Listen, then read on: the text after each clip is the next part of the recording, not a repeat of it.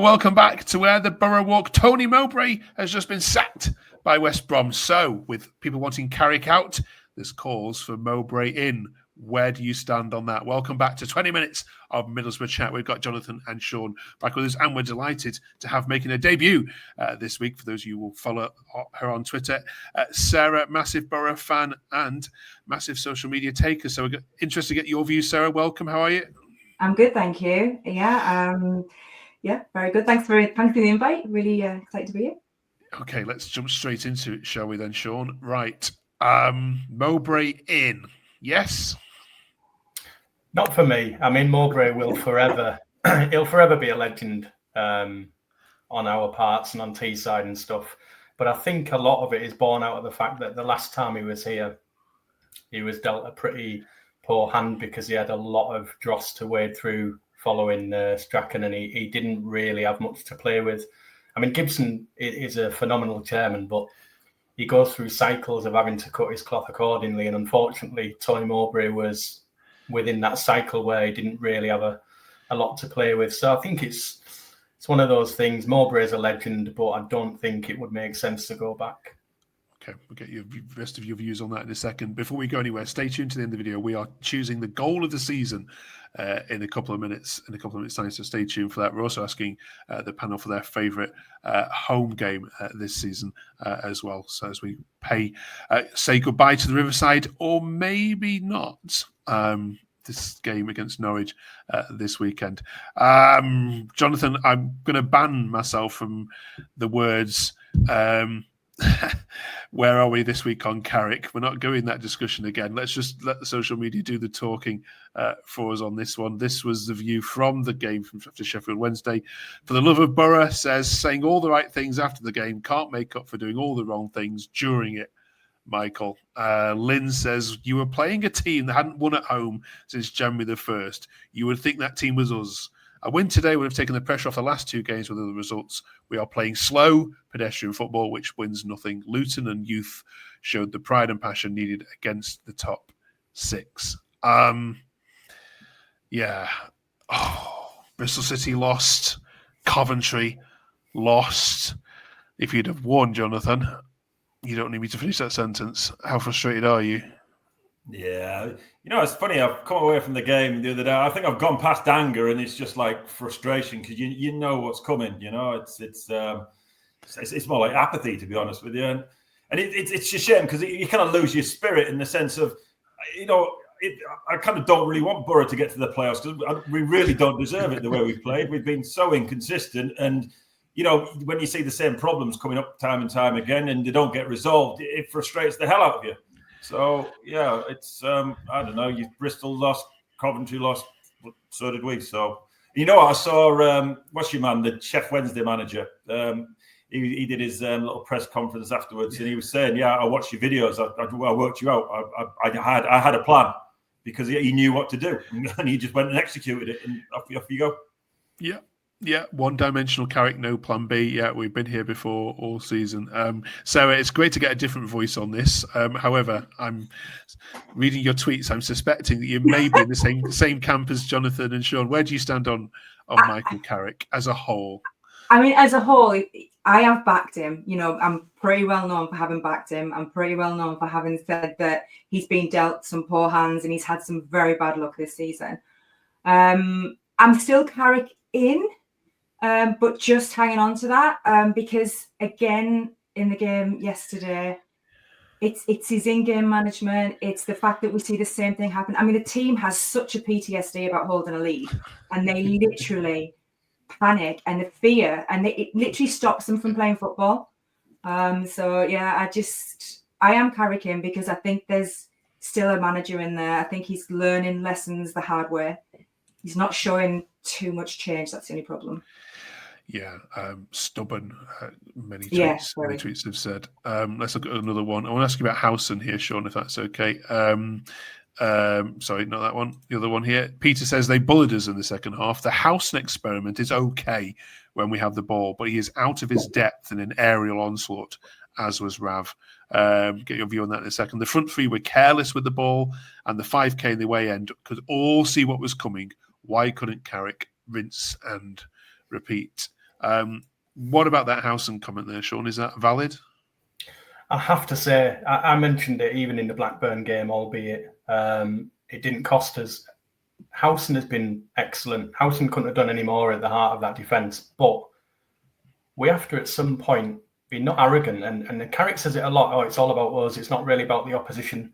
Well, it really is about the opposition if you've got someone like Smith and Windass, who are big physical lads, and then you're choosing to have, Fry and Edmondson on the bench at the expense of playing Howson, who, Howson is excellent on the ball and he will bring it out, but you have to be prepared to battle sometimes. And for me, that was the wrong call. I think a few people would have been happy for Howson to shift out to right back. I mean, Dijksteel's not been really on form. He's had a few questionable games now and he loses the ball quite often. We could have kept Johnny in the team for that leadership and we could have still brought Fry in, I think.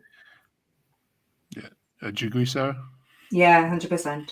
I would have done exactly that. I would have put Howson at right back. Yeah. Jonathan? Yeah, you'd argue that Fry and Rav are our two best centre-backs and they've started 6 games together this season. And yes, I get injuries. I understand that from Fry. But if he's on the bench, then yeah, I'd start in the centre-back alongside Rav for sure. I want to talk about Whittaker just briefly, if that's okay with you, Sarah. There's been some quite horrendous tweets, to be honest, about him. Garbage, I think, is the politest one I could find. It just hasn't worked for him. Why not? I think he's too similar to what we already have for a start. I think I'm not a fan. Firstly, I was quite excited when we bought him. I'd seen a few clips. I didn't know much about him. I'd obviously seen him against the Boro and he'd done quite well. And he's just too one-dimensional. You know what he's going to do. They defend the opposition, work him out. They know he's going to cut in onto his left foot, and he's just too easy. And he's so weak in possession. He loses the ball. He's not good in duels. He hasn't been great. Nicely summarised. Final one then, Jonathan. 2 games left. I mean, it isn't done and dusted yet, is it? I mean, let's be honest. Look at the playoffs. Sheffield United, who are beatable. Sunderland, well, yeah, currently beatable, but then it's you guys. You don't seem to haven't turned up against them this season. Coventry, who are beatable, and Bristol City. Okay, might be the strongest team in there, but they're entirely beatable. So you just need to land yourself in there, don't you? 2 games left. Am I just the only person in the country, because I don't watch Boro every single weekend like you guys do, that thinks this is still possible? No, you might be one of 2, but not 3. But there aren't many. I'm of the mind. No, I actually, fuck it. I don't want them to go up. To be honest with you, I'd rather have another season in the Championship and to sort the mess out. My fear would be if we had some miracle and went up and we get a wad of money, great. But I think we get battered, to be honest with you. Maybe another season just to sort it out and just try and get build a decent base. I mean, look, you're top 10 in a crappy Championship. It's which the standard's not been the greatest this season. But is there something to build on there, just to try and get some stability, get some growth to generate some progression within the team before we get promoted? Before I think about playoffs, and my mind's gone off the playoffs. If we get something great, yeah, I'll be excited, etc. Of course, but my rational mind says no. You deserve the Championship. We're 7th, and we need to sort a few things out before we move forward. Okay. Final tweet kind of said that. Dixie says, "What's so strange to me is the way we are playing. Does he honestly see us beating Norwich and Coventry? Now Millwall are in the race, and we could have gone 6th. So everything has changed. I struggle to understand how the players can't get up for games." And Sean, that was a viewpoint echoed by lots of people.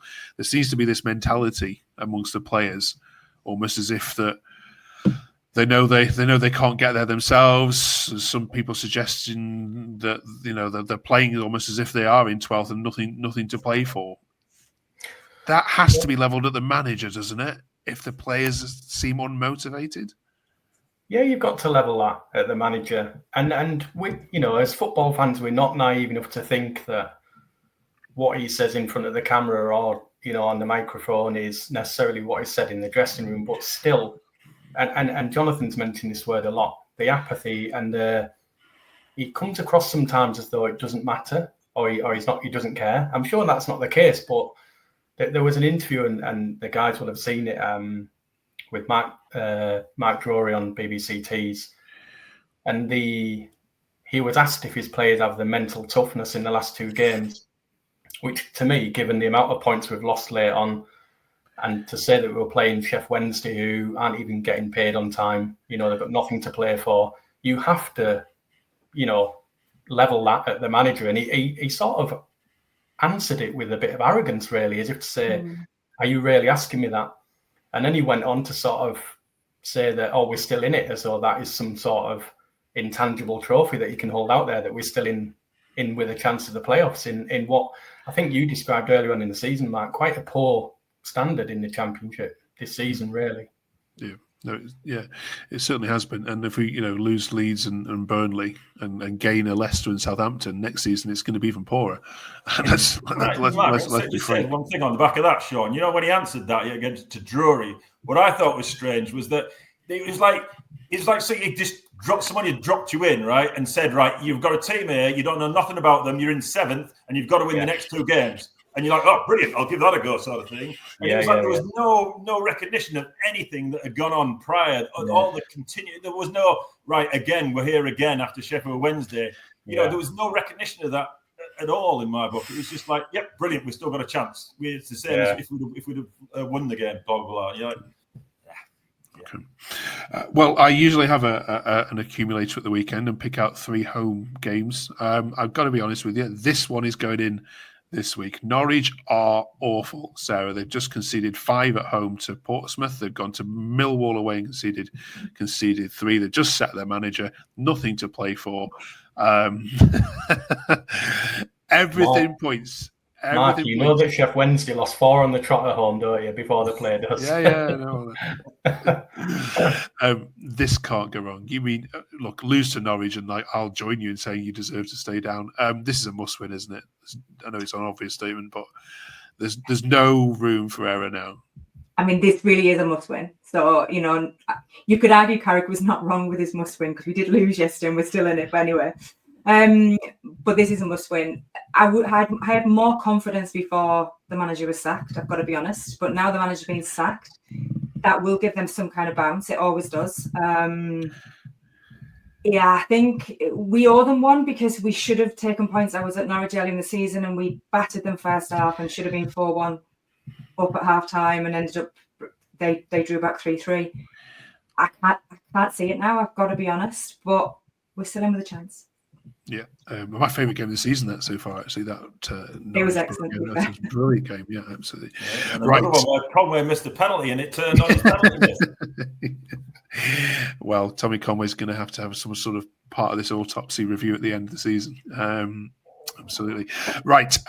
It is the final home game of the season. We think possibly for now, maybe not.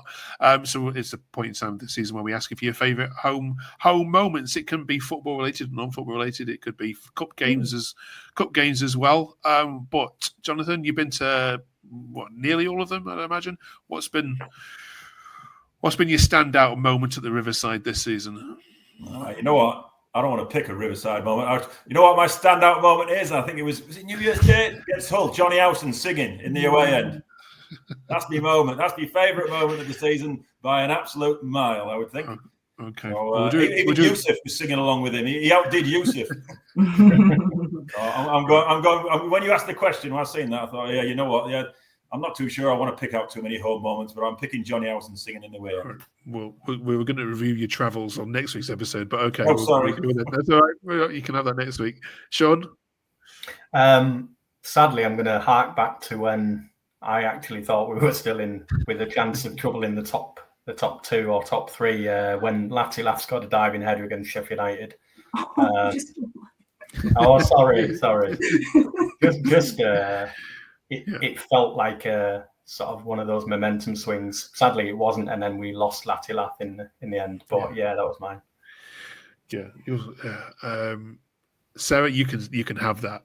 I just feel like choose a different one if you want. That was a big moment. I also think that for crazy reasons, I really the Sheffield Wednesday game on Boxing Day, which was crazy, insane game, but for an actual spectacle was quite something. And I came away from the game going, what the heck just happened? So, it wasn't was he 3-0 up and then it was 3-3? Yeah, Was it 2-0? We were glorious first half, and we were as good as bad at being that good second half. Yeah, you've had some moments like that all season, haven't you? I mean, if you were neutral, Boro's been the team to watch, hasn't it, this season? Let's be honest, in terms of just not knowing what's going to happen next. Brill. All right, thanks for that. Now help us out with this next bit in the comments. What should win the goal of the season award at the end of season awards? What's been the number one strike? Let us know in the comments, and we'll read some of these out next week. Sarah, we'll let you start with this one so that Sean doesn't nick it. What's been your favourite goal of the season? Sorry. I think I went out there. Just off the top of my head, I would go Conway Blackburn. I think. Off the top of my head. Yeah, Jonathan. Yeah, it's hard to disagree with that one. I think Conway against Blackburn was good. I'll give it, just for the sake of contrast, I'll go Borges' little back heel was against Oxford. Was one. It had a nice little move down the left as well. But Conway wins by a mile. But yeah, Borges did a decent job too. Okay, Sean. I can't go against Neto Borges. I'm going to have to join Jonathan. That impudent little flick from a centre back playing on the day, that was glorious. I just wish it had meant a bit more, really, but you never know. Okay, right, perfect. Thank you very much, all of you. In the comments, let us know what they've missed. As I say, we'll read some of these out. Enjoy the game against Norwich if you can. This is not going to be 0-0. That'll be another bet I have actually as well. Definitely over 2.5 goals in this one and a home win. Come on, make me rich. And we'll join us next week as we, of course, look ahead to the final away game of the season as Boro travel to Coventry. And it could all be decided in that 90 minutes. Let's hope so for the neutrals' point of view. Thank you, Sarah. Great debut. Lovely to have you on us. Thank you, Jonathan and Sean. We'll look forward to seeing you again, hopefully. And let us know in the comments, just what you think about Mowbray in. Interested to get your views. See you next week.